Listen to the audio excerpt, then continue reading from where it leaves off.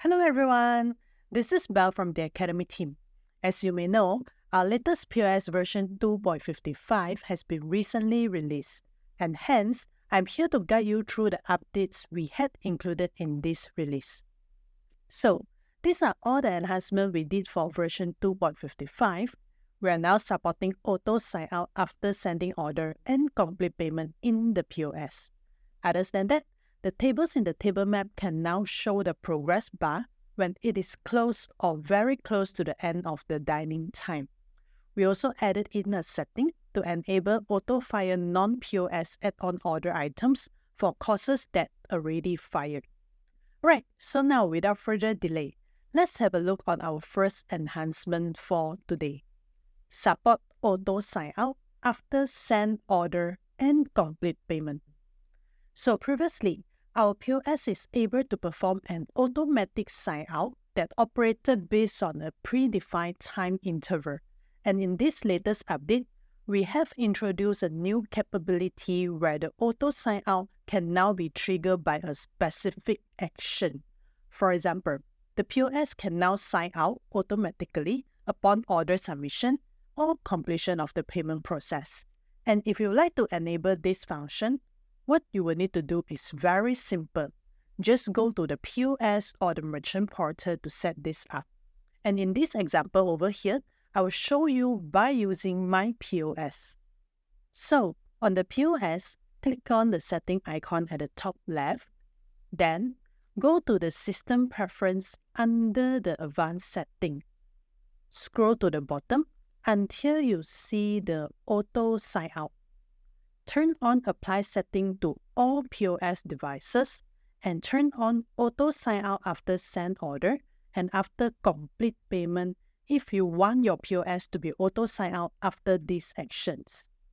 Then, click on Save and you are done. So now, you will notice that whenever I order something from my POS, after the order is being submitted, the particular POS will be automatically signed out. And if there is certain POS terminal where you don't want to apply the auto sign out feature, you can also override the relevant device setting. So what you will need to do is, on the relevant POS terminal, click on the setting and under the preference, scroll to the bottom until you see the auto sign out portion.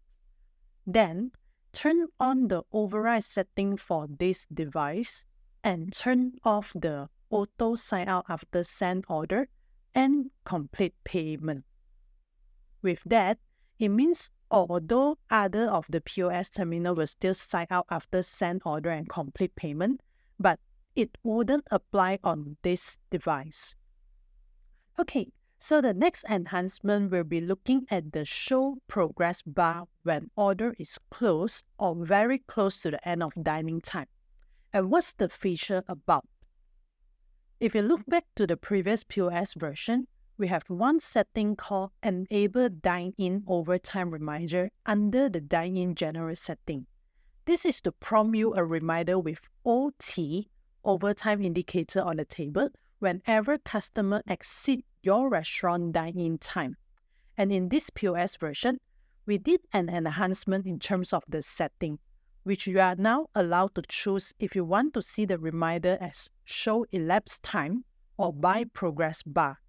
If you choose the reminder as Show Elapsed Time, then what happens is the result is the same as previously, which it will show you the OT indicator whenever the dine-in time has exceeded.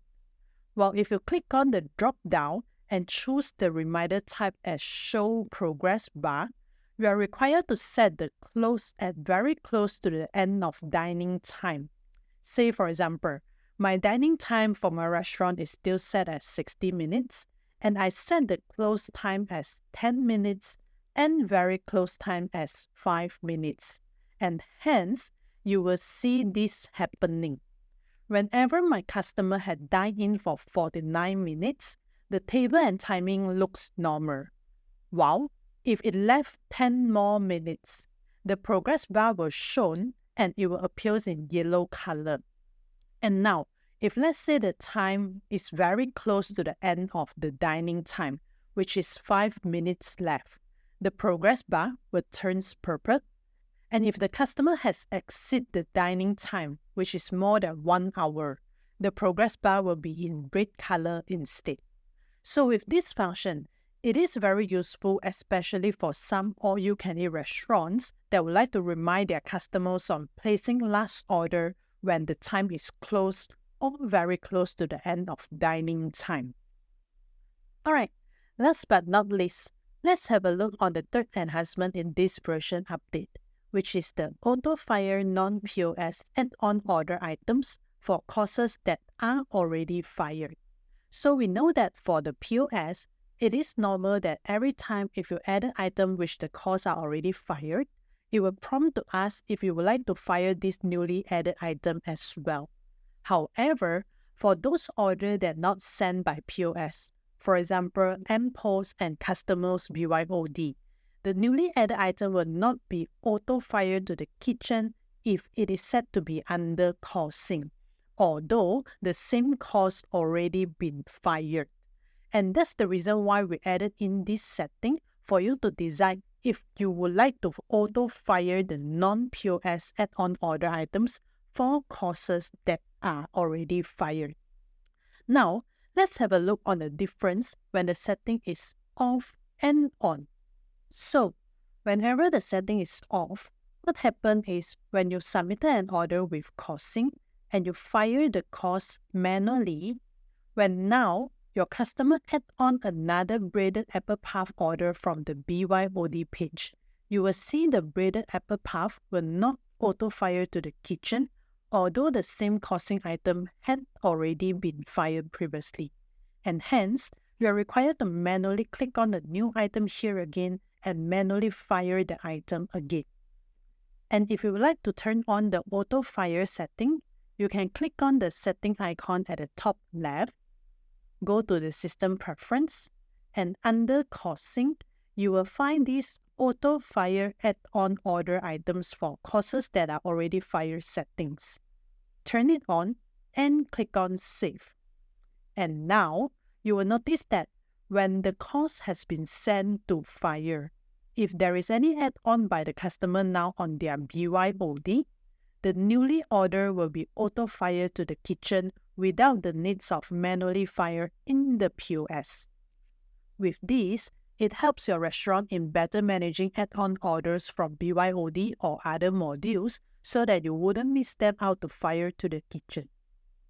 Okay, so that concludes the highlights for version 2.55. And if you have any other question for the function that we have just discussed, feel free to send us a message or give us a call, and we are more than happy to assist you. Alright, so with that, I would say it's a wrap for today's session. Thank you for joining me, and I'll see you guys soon in the next update. Goodbye, and have a great day ahead.